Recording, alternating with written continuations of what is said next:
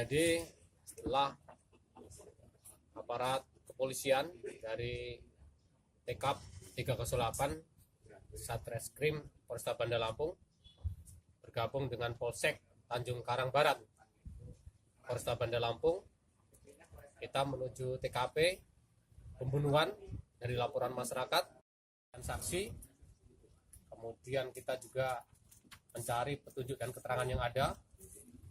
Dari hasil analisa, kita bisa mendapatkan dugaan pelaku utama yang melakukan pembunuhan terhadap korban. Kemudian lanjutkan, kita melaksanakan kegiatan pengejaran, baik di sekitar Sukadanaham, sekitar Bandar Lampung, bahkan sampai jalur-jalur keluar Provinsi Lampung.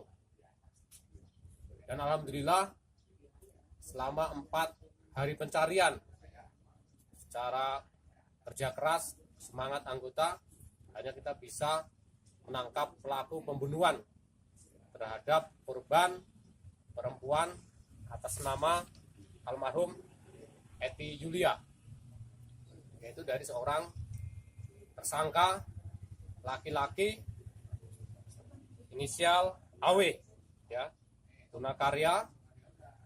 Dan kita menyita 1 buah golok atau senjata tajam pada saat tersangka sedang berada di daerah Sukadanaham.